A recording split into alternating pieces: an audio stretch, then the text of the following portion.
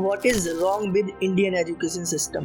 देखो वैसे तो बहुत सारे प्रॉब्लम्स हैं इंडियन एजुकेशन सिस्टम में, बट कुछ प्रॉब्लम्स मेजर प्रॉब्लम्स हैं और अगर इन्हें सॉल्व कर दिया जाए तो हमारा इंडियन एजुकेशन सिस्टम भी बेस्ट हो जाएगा। किसी भी देश के लिए एजुकेशन एक बहुत जरूरी एस्पेक्ट होता है। ऐसे समझ लो कि किसी देश की नींव होती है एजुकेशन। पहली जो मुझे मेजर प्रॉब्लम लगती है वो है आउटडेटेड सिलेबस। दुनिया इतनी आगे बढ़ चुकी है कि आज आर्टिफिशियल इंटेलिजेंस का जमाना आ चुका है, लेकिन हम वही 50 साल पुराना सिलेबस पढ़ रहे हैं। वही सिलेबस हमारे पेरेंट्स ने पढ़ा और वही सिलेबस अब हम पढ़ रहे हैं। बस चैप्टर्स को आगे पीछे कर दिया, कोई नया टॉपिक सिलेबस ऐड ही नहीं किया। मेरे हिसाब से अगर सिलेबस को मॉडिफाई किया जाए और वो टॉपिक्स ऐड किए जाएं जिनकी आज सच में रिक्वायरमेंट है, फॉर एग्जांपल आर्टिफिशियल इंटेलिजेंस हो गया, data handling, financial knowledge etcetera etcetera, तो शायद एजुकेशन सिस्टम को इम्प्रूव किया जा सकता है। दूसरी जो मेजर प्रॉब्लम है वो है lack of skill training and focusing on rote learning. मतलब ज्यादातर स्कूल्स और कॉलेजेस में बस स्टूडेंट को रट्टा मरवाते हैं, ये आपको भी पता हो, प्रैक्टिकल नॉलेज नहीं देते हैं। अब पता नहीं उन्हें खुद आता है या नहीं, जो ज्यादातर रट्टा मार लेता है उसके ज्यादा मार्क्स आ जाते हैं, जिसकी वजह से स्टूडेंट स्किल्ड नहीं हो पाते और फिर बाद में किसी कंपनी में जब जॉब के लिए जाते हैं तो उन्हें जॉब नहीं मिलती, और अगर मिल भी जाती है तो उन्हें निकाल दिया जाता है, क्योंकि उन्हें वो प्रैक्टिकल नॉलेज, वो स्किल कभी दी ही नहीं गई जिसकी कंपनी में सच में रिक्वायरमेंट है। तो अगर रट्टा मार पढ़ाई की जगह पे, मतलब रोट लर्निंग की जगह पे स्किल को सिखाने पे फोकस किया जाए तो एजुकेशन सिस्टम से ज्यादा स्टूडेंट्स फायदा ले पाए। तीसरी जो मेजर प्रॉब्लम है वो है inequality between poor and rich. तो कहने को तो हमारे संविधान में राइट टू एजुकेशन एक्ट लिख दिया गया, मतलब कह दिया गया कि 6 साल से 14 साल की एज के बच्चों के लिए एजुकेशन मैंडेटरी है, बट ऐसा होता नहीं है रियल में। जिसके पास पैसा होता है वो तो अपने बच्चों को प्राइवेट स्कूल में पढ़ा लेता है, लेकिन जो गरीब लोग होते हैं वो अपने बच्चे को किसी महंगे प्राइवेट स्कूल में नहीं पढ़ा पाते और फिर वो उन्हें गवर्नमेंट स्कूल में भेजते हैं। और तुम्हें ये तो पता ही होगा कि हमारे गवर्नमेंट स्कूल्स की कंडीशंस कैसी है। दिल्ली के गवर्नमेंट स्कूल को छोड़कर ना अच्छा इंफ्रास्ट्रक्चर है और ना तो स्किल्ड टीचर है। आज भी ऐसे टीचर मिल जाएंगे गवर्नमेंट स्कूल में जिन्हें खुद पढ़ाना नहीं आता, तो वो बच्चों को क्या पढ़ाएंगे। तो संविधान में राइट टू एजुकेशन एक्ट लिखने से कुछ नहीं होता, उसे अप्लाई करने से होता है, ताकि इनइक्वालिटी जो अमीर गरीब के बीच में है वो खत्म हो सके